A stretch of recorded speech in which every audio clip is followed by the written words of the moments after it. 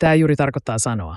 Dict tarkoittaa sanoa. Kun ate lisätään loppuun, se tarkoittaa verbin pääte sanella ääneen. Se on verbi ja tarkoittaa lausua kirjoitettavaksi, määrätä tai päättää. Kun ation lisätään loppuun, siitä tulee substantiivi. Siksi siitä tulee substantiivi ja se tarkoittaa puhuminen, jotta joku voi kirjoittaa sen ylös, jo kappale, joka diktoidaan harjoituksena. Kun lisätään loppuun, siitä tulee substantiivi. Siksi siitä tulee substantiivi ja se tarkoittaa virallinen tai muodollinen lausunto. Kun ion lisätään loppuun, siitä tulee substantiivi. Siksi siitä tulee substantiivi ja se tarkoittaa sanojen valinta ja käyttö puheessa tai kirjoituksessa, lausunnan selkeys ja oikeellisuus. Kun ary lisätään loppuun, siitä tulee substantiivi. Siksi siitä tulee substantiivi. Se tarkoittaa kirja, joka luettelee sanoja merkityksineen. Snoa kun at lisätään loppuun, sitä lisästäädä.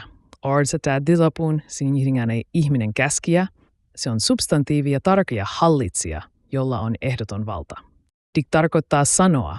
Kun ator lisätään loppuun, se tarkoittaa ihminen. Kun ship lisätään loppuun, se tarkoittaa tila diktaattorin valta. Se on substantiivi ja tarkoittaa diktaattorin hallinta, valtio, jota hallitsee yksi hallitsija. Dict tarkoittaa sanoa. Kun a lisätään loppuun, se tarkoittaa yhteysvokaali. Kun phone lisätään loppuun, se tarkoittaa äänilaite puheen tallentamiseen. Se on substantiivi ja tarkoittaa konepuheen tallentamiseen myöhempää kirjoittamista varten. Kun juris lisätään alkuun lakituomiovalta, siksi siitä tulee substantiivi ja se tarkoittaa oikeudellinen valta tai voima, alue, jota viranomainen hallitsee. Se on pre lisätään alkuun. Ennen dict tarkoittaa sanoa educat. Se on verbi sanoa mitä mitsa förtell. Kun ion lisätään loppuun, siitä tulee substantiivi. Siksi siitä tulee substantiivi ja se tarkoittaa lausu mitä tapahtuu. Kun ables lisätään loppuun, siitä tulee adjektiivi. Siksi siitä tulee adjektiivi ja se tarkoittaa ennustettavissa oleva, ei yllättävä odotettu. Kun lisätään loppuun, siitä tulee adverbi. Siksi siitä tulee adverbi, jodotettavissa nypsä oletetaan. Kun kontra lisätään alkuun, se tarkoittaa vastakkainen. Dict tarkoittaa sanoa vastaan. Ja on yhdenmässä sanoa päinvastoin kieltä, mitä joku sanoo, olla ristiriidassa jonkin kanssa. Kun ion lisätään loppuun, siitä tulee substantiivi. Siksi siitä tulee substantiivi, ja se tarkoittaa toisen kanssa ristiriidassa oleva väite tai tosiasia, vastaväite, kiistäminen. Kun ory lisätään loppuun, siitä tulee adjektiivi.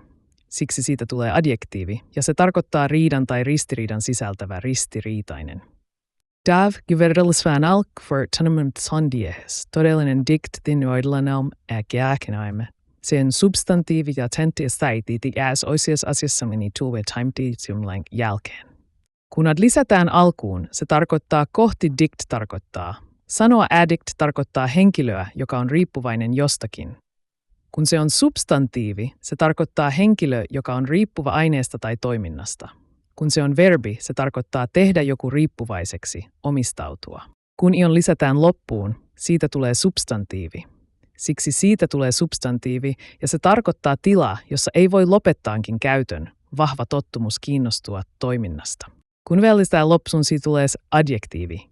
Siksi siitä tulee adjektiivi ja se tarkoittaa riippuvuutta, vaikea lopettaa käyttöä. Kun lisätään alkuun, se tarkoittaa arvaamaton, siksi siitä tulee adjektiivi ja stunts ennustettavissa epävarma. Kun lisätään alkuun, se tarkoittaa ei-arvaamattomuus. Siksi siitä tulee substantiivi ja mästii ennustettavisten vaikea. Kun lisätään alkuun, se tarkoittaa sisään dic tarkoittaa vinoa, sano antaa virallinen syyte. Se on verbi ja tarkoittaa virallisesti syyttää rikoksesta. Kun ment lisätään loppuun, siitä tulee substantiivi. Siksi siitä tulee substantiivi ja se tarkoittaa virallinen syytös vakavasta rikoksesta. Kun ne lisätään alkuun, se tarkoittaa ulospäin dict tarkoittaa sanoa julkisesti sanottu käsky. Se on substantiivi ja tarkoittaa virallinen määräys, jonka antaisi sai viranomainen. Kun bene lisätään alkuun, se siunaa hyvä siunaava lausuma. Siksi siitä tulee substantiivisuuli siunaus, siunauksen kutsuminen. Kun vale lisätään alkuun, se tarkoittaa näkemiin, dict tarkoittaa sanoa. Kun ory lisätään loppuun, se tarkoittaa adjektiivin pääte jäähyväispuheeseen liittyvä.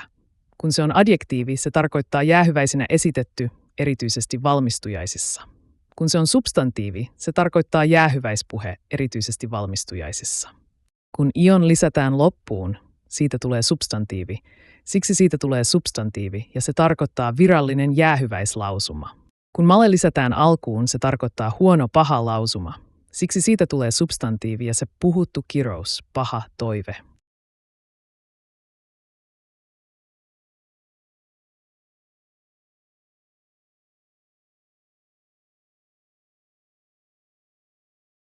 Yksi juuri yhdistää monta sanaa. En siusieksyy tunnistat, sit sä nopeammin opit.